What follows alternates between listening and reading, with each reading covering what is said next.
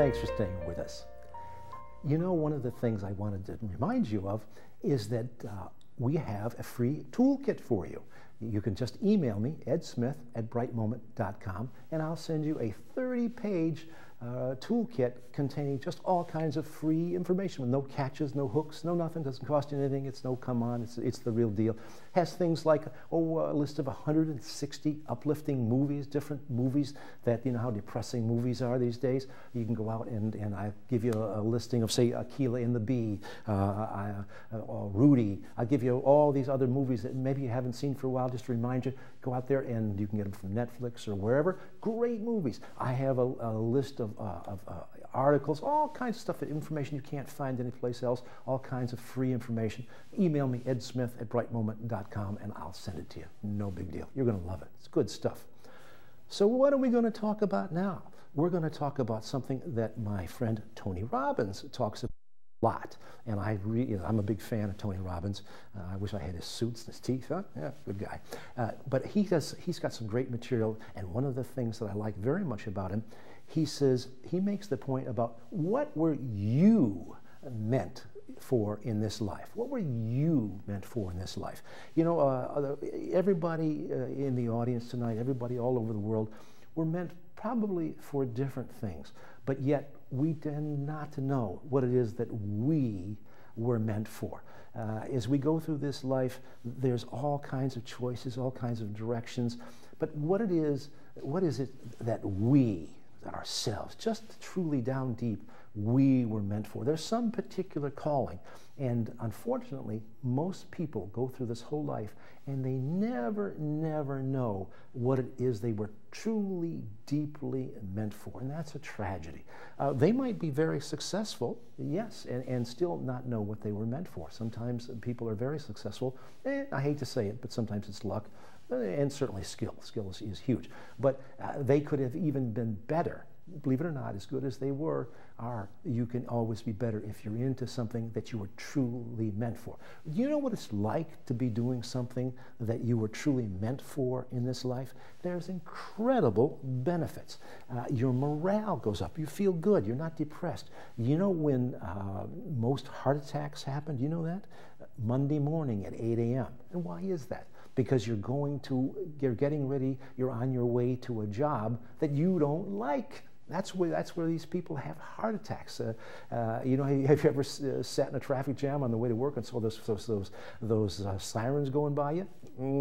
Yeah, not a good thing. That's frightening. So that should be a wake-up call for you to figure out what it is that you were meant for. You know, you have more energy. Do you know when you're working on something that you feel good about, don't you notice that, wow, this is great, time flies by, you don't even notice the time? You know what I tell people, a lot of people, when people say, you know, I'm interested in time management or something like that, I say, well, I'll tell you what, I'll give you a secret. I'll save you a lot of money from taking seminars on time management.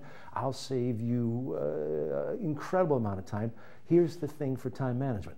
Find out what you enjoy doing, and you'll just do it, and you will never, ever have a problem. How about this? You know, have you noticed that if you're trying to schedule, you know, a project that you don't particularly like, how difficult it is to put the pieces together, and yet if you're trying to do something that you're really interested in, it just kind of happens?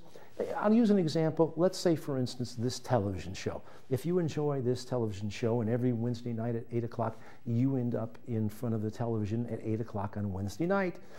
Why? How did you do that? Well, you had to do a lot of planning. People say, well, I can't plan, I can't do this or that, and yet you used an incredible amount of time management to get yourself in front of that particular television on this particular night. You did it. And so all of that other stuff, frankly, I teach courses in time management.